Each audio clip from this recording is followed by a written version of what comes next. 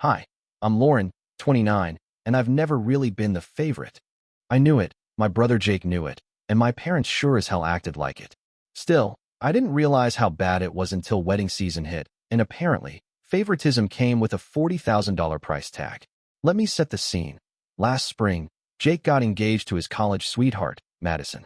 She's nice enough, kind of like a Pinterest board in human form, always perfectly curated, perfectly polite, perfectly everything. My mom loved her immediately. Within a week of their engagement, my parents were already calling venues, talking about signature cocktails and elegant lighting packages. Meanwhile, when I got engaged to Ryan 3 months later, my mom's first reaction was, "Oh, honey, that's wonderful. You know, maybe something casual in the backyard would be nice, keep it simple and cozy." Cozy. That's code for cheap. I remember sitting at the dinner table that night as they flipped through brochures for Jake's dream venue, a winery 2 hours away that looked straight out of a magazine. My dad bragged about the all-inclusive package and how it was worth every penny. I tried to stay calm, so I said, "So, what's the budget for ours?" My mom looked at me like I'd asked her to donate a kidney. "Oh, Lauren, you know we can't spend like that twice in 1 year. Jake's the firstborn. It's tradition to do something big for the son." Tradition. That word felt like a slap. Ryan squeezed my hand under the table, trying to ground me. I forced a smile and said, "Right. Tradition." But inside, I was boiling. Because this wasn't about money, it was about respect. My whole life had been keep it simple, while Jake got the royal treatment. He got the new car, I got the used one. He got a college fund, I got a you'll figure it out. And now, he was getting a $40,000 wedding while I was apparently supposed to serve burgers off the grill in my parents' backyard. I told myself I wouldn't let it get to me that love was all that mattered, that Ryan and I could make something beautiful no matter the budget. But that resolve started to crumble fast once I realized just how far my parents were willing to go for Jake's tradition.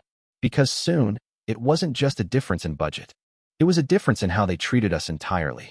And by the time the backyard barbecue wedding conversation turned into an actual plan, I knew something inside me had snapped. So, let me walk you through what my wedding planning looked like, if you can even call it that. Jake and Madison were doing champagne tastings and scheduling meetings with a wedding consultant named Larissa, who literally had a clipboard for each vendor. My mom was with them every step of the way, cooing over silk napkins and asking if white doves were tacky or timeless. Meanwhile, I was standing in my parents' backyard with my mom, staring at the patchy grass where she thought we could set up folding tables. "I was thinking we could borrow Aunt Carol's canopy tent," she said, like that was some sort of luxury. "And maybe do paper lanterns from the dollar store. You know, like a rustic vibe." Rustic. I was about 3 seconds from lighting myself on fire with one of those dollar store lanterns. I said, "What about chairs? Tables? Lighting? Do we have enough space for everyone?" Mom blinked. "Oh, sweetheart, let's not overthink this. We'll grill up some hot dogs, get a few Costco salads, keep it stress-free. That's what makes it special, right?" Special. Nothing says special like plastic utensils and someone's cousin DJing from a Spotify playlist. When I brought this up to my dad, he gave me the same tired line. "Lauren, you're being dramatic. You always overcomplicate things. You should be grateful. This is what we can offer." Funny how what we can offer somehow included lobster rolls and live violinists for Jake. Ryan, bless him, tried to stay optimistic. "We can make the backyard nice. We'll get some string lights, maybe rent a photo booth. It'll be fun." But even he started to shift when Jake's wedding invitations arrived. They were thick, embossed, and came in boxes. Each invite probably cost more than my entire catering budget. I hadn't even ordered mine yet. My mom had suggested Facebook invites to save money. I should have seen it coming. The favoritism wasn't new. But something about having to RSVP to my brother's extravagant fairy tale wedding while being told to set up lawn chairs for mine made it all feel more humiliating. Still, I swallowed my pride. I didn't want drama. I didn't want to make it a competition. But that was before the joint family dinner 2 weeks later, where everything boiled over. Jake was talking about his cocktail hour, how the venue had a sommelier, and my mom looked at Madison like she hung the moon. Then she turned to me and said, "Lauren, maybe for your wedding we could do one of those cute lemonade dispensers with the mason jars you love." I didn't love mason jars. I never said anything about mason jars. That was her aesthetic, not mine. I looked her dead in the eye and said, "I don't want a lemonade stand, Mom. I want a real wedding." She waved it off. "Don't be silly. Jake's the firstborn. His wedding sets the tone for the family. Yours will be more relaxed." Sets the tone for the family? I nearly choked on my wine. But what really sent me over the edge was when she added, "Besides, Ryan's not from one of those fancy families. You don't need all that." Ryan went silent. His jaw actually clenched, and I realized this wasn't just about the wedding. This was about respect, and I was done letting them disrespect me in pastel-colored mason jar form. The breaking point came 2 weeks later at Jake and Madison's rehearsal dinner. No, not my rehearsal dinner, I didn't get one. But I was invited to his, of course, as a bridesmaid. That's right, my parents told me I couldn't have my own real wedding, but still expected me to stand next to Jake in a blush pink dress, smile politely, and toast the golden couple like some kind of underfunded cheerleader. The event was held at a private rooftop restaurant overlooking the river. String quartet, candlelight, waiters with trays of scallops and truffle oil mini sliders. My mom wore pearls. Madison's dad gave a speech about how the merging of two great families was like a symphony of values. I nearly snorted wine out my nose. And then, my dad stood up. He tapped his glass and smiled that big, cheesy, proud dad smile. "We are so thrilled to celebrate our son tonight," he said. "Jake, we couldn't be prouder. You've always been such a leader, a rock in this family. It's been our honor to give you the wedding you deserve." Madison beamed. Everyone clapped. And then he added, "And of course, our daughter Lauren will have her special day too. A more intimate, backyard celebration. Something sweet and simple, like her. Like her. Like me." Something in my brain cracked open. Sweet and simple? I'd swallowed so much of their crap for years, smiled through it, minimized it. But hearing my dad sum up my entire identity as simple in front of strangers, with a Chardonnay in hand like it was charming, I couldn't do it anymore. I stood up, loudly. My chair scraped against the floor like a sound effect in a horror movie. Everyone turned. Ryan looked at me, silently asking, "Are you okay?" I wasn't. Not even close. I cleared my throat and said, "Actually, I won't be having a backyard wedding." My mother laughed, nervous. "What are you talking about, Lauren? We already discussed this." "No," I said. "You discussed it. You decided. You never asked me what I wanted." People started shifting in their chairs. Jake muttered, "Jesus, Lauren, don't make a scene." Too late. I looked straight at my parents and said, "Do you even realize how hurtful it is? You spent 40 grand on Jake's wedding and offered me hot dogs and a folding table. You talk about tradition, but all I see is favoritism dressed up as family values." My mom went red. My dad tried to speak, but I cut him off. "I'm not doing this anymore. I'm not going to let you embarrass me in my own life. Ryan and I are going to plan our own wedding, our way. And we're not inviting anyone who treats us like a clearance sale." Silence. Absolute, choking silence. Then I took off the bridesmaid dress heels I was wearing, those awful, strappy, soul-crushing things, and walked barefoot right out of the rooftop restaurant. Ryan followed me.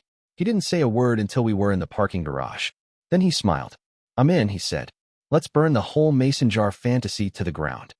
In the week that followed, the family group chat exploded like a microwave full of tinfoil. First came the texts from my mom, each one more passive-aggressive than the last. "MOM. Lauren, I think you owe your brother an apology. You completely hijacked his special night." "MOM. 10 minutes later. Also, you left your heels. We can drop them off." "MOM. 1 hour later. I'm really hurt. We did our best with what we had. This was supposed to be a joyful season." Then Jake chimed in. "Jake, could you seriously not keep it together for one night? You embarrassed Mom. You embarrassed Dad. And Madison's parents are asking if you're unstable." Unstable. That word sat in my stomach like a brick. I didn't respond. Not yet. Not until I could write something without imagining lighting my phone on fire. Ryan, on the other hand, was ready to go full scorched earth. "Let's uninvite everyone," he said. "We'll do it small. Just people who actually care about us." But that felt like letting them win. So instead, I did something radical. I planned the wedding I actually wanted. We pulled our savings together, and I picked a quirky, offbeat venue we both loved. An old art gallery that had been converted into an event space downtown. Exposed brick, hanging Edison bulbs, funky vintage furniture. It was weird and beautiful and completely us. I found a local seamstress to alter a vintage wedding dress I'd been obsessed with online. I skipped the frilly bridesmaid drama and asked my 2 best friends to wear whatever made them feel amazing. We ordered wood-fired pizza instead of overpriced filet mignon.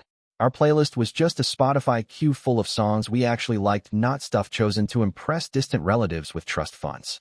And it felt liberating. Word eventually got back to my parents. My mom called and left a voicemail. I didn't answer. Then a handwritten card arrived in the mail. It read, "We hope you'll reconsider. Backyard weddings are charming and timeless. It's what we had. We just want to help." Funny how help only appeared once they realized they were being left out. I didn't reply. 2 weeks before the wedding, my Aunt Carol texted me a heads up. "Just FYI, your mom is telling people you're doing a rebound elopement." I told her to shut it. Classy. Ryan and I made a guest list with a simple rule. If you wouldn't celebrate us without judgment, you don't get an invitation. Jake and Madison didn't make the cut. Neither did my parents. And while a part of me grieved that, another part felt stronger, like I was finally writing my own story after years of being a side character in someone else's spotlight. The night before the wedding, Ryan looked at me across our messy living room full of DIY decorations and half-empty pizza boxes. "You nervous?" he asked. I thought about it. Really thought about it. Then I smiled. Not even a little. Our wedding day wasn't flawless. It was better it was real. It rained that morning. Not a dramatic, cinematic downpour, just a steady, misty drizzle that made my hair frizz and soaked the bottom of my dress when I stepped into a puddle getting out of the car. But I didn't care. I laughed. So did Ryan. The old art gallery looked like magic. The rain streaked the floor-to-ceiling windows in that kind of moody, romantic way you only get in indie films. My friends were bustling around with flowers from the local farmer's market, setting up handmade centerpieces that looked like something out of a Pinterest board, except ours didn't cost $600 and come with a floral installation consultant. The music was just a Bluetooth speaker and a playlist called Not Your Basic Wedding. There were 0 violins, 0 choreographed entrances. Our officiant was our college roommate Sam, who cried halfway through the ceremony and said shit in the vows and didn't even apologize for it. When I walked down the aisle, there weren't rows and rows of stiff relatives or silent judgment. Just 35 people we loved, standing and cheering like I was Beyoncé. Ryan cried. I cried. It wasn't perfectly lit or perfectly choreographed, but it was ours. And in every single moment, I could feel the difference, that this wasn't about performance or tradition or image. It was about love. The reception was chaos in the best way. The wood-fired pizza guy ran out of napkins halfway through and started handing out paper towels. Someone spilled Prosecco on the guest book. Ryan's uncle played a terrible acoustic cover of Wonderwall and had the time of his life. We danced until the soles of my shoes wore out. I kicked them off again, just like I had at Jake's rehearsal dinner, but this time, I wasn't running away. I was running toward something. Toward freedom. Toward joy. Toward a life I wasn't apologizing for. Later that night, Ryan and I sat on the floor of the gallery surrounded by empty bottles, flower petals, and takeout containers. I was still in my dress, hair tangled, makeup half gone. He looked at me and said, "This was the best wedding I've ever been to." I kissed him and whispered, "Me too." I didn't check my phone until the next morning. 23 missed calls. 3 voicemails from my mom, none of which I listened to. 1 text from Jake. "Jake, wow. No invite. Classy." I rolled my eyes, handed the phone to Ryan, and said, "Your turn." He replied with 3 words.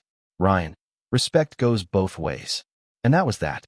We flew out the next morning for a cheap but charming honeymoon in Lisbon. No 5-star resorts, no spa packages. Just 2 backpacks, a tiny Airbnb, and a whole new chapter waiting to be written.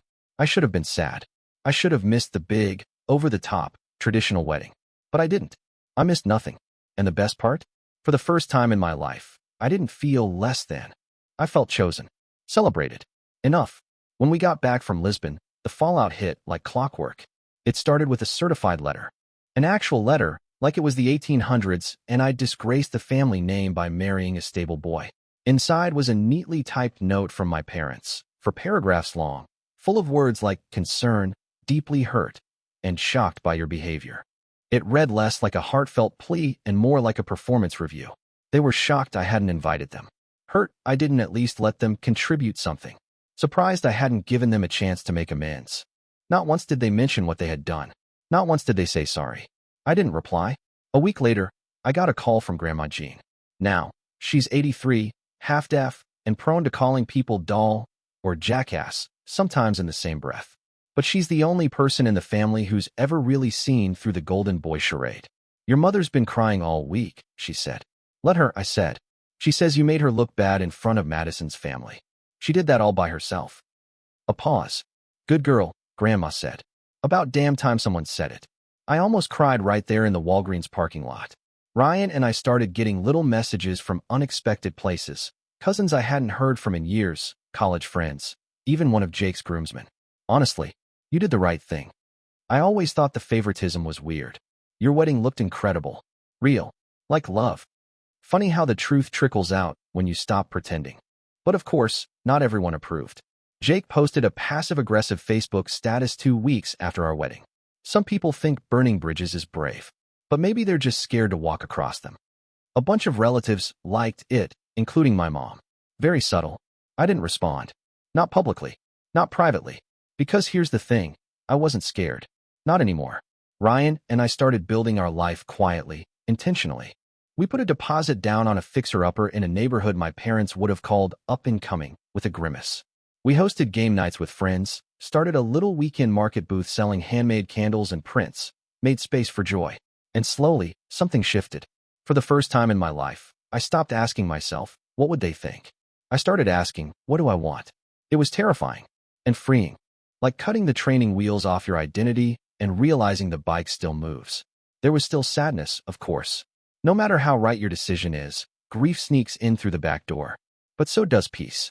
I didn't get the fairy tale wedding my parents wanted. I got the love story I needed. 3 months after our wedding, I got a text from Madison. Madison, the woman whose Pinterest-fueled nuptials launched 1,000 family feuds. The golden daughter-in-law. The silk napkin queen. Madison, hey, I hope this isn't weird. Can we talk? I stared at the message for a long time. Honestly, I half expected it to be a trap. Maybe she wanted to smooth things over for the sake of family optics. Maybe she wanted to tell me to grow up. Maybe she just wanted gossip. But my curiosity got the better of me. I replied, me, sure, call me. She did. And to my shock, she didn't sound smug. She sounded tired. First of all, she said, your wedding looked amazing. Like, it actually had joy. Ours looked like an Architectural Digest spread, but half the guests were just checking their watches. I blinked. Thanks. She exhaled. And second, I need to tell you something. About your mom. And the money. Oh boy. Apparently, the $40,000 for Jake's wedding wasn't some long-standing savings account, or a tradition, or even a gift. It was a loan. A very quiet loan. One that Jake and Madison were now being asked to start repaying immediately. She called it an investment in the family's image, Madison said, with the exhausted cadence of someone who just realized she married into a marketing team. And the reason they wouldn't give you anything for yours, she continued. Your mom said, and I quote, Lauren's wedding doesn't reflect on us. Jake's does. My stomach dropped. I knew they saw me as lesser. I didn't know they saw me as irrelevant. I thanked Madison, wished her luck with the debt, sincerely, and hung up. Ryan and I sat in stunned silence on our sagging secondhand couch. Then he said, so basically, they bought a wedding to show off the good child. And you were supposed to quietly host a backyard barbecue and not embarrass them by wanting more. I nodded. Yeah, but I think the real embarrassment was me wanting equal. He put his arm around me. Well, you got something better. You got free pizza and no loan paperwork. I laughed genuinely. And for the first time in months, I felt something shift in my chest, like closure. Not the tied-up-in-about kind. The real kind. The kind that comes from finally seeing people for who they are and choosing peace anyway. A few weeks later, a family acquaintance bumped into me at the farmer's market.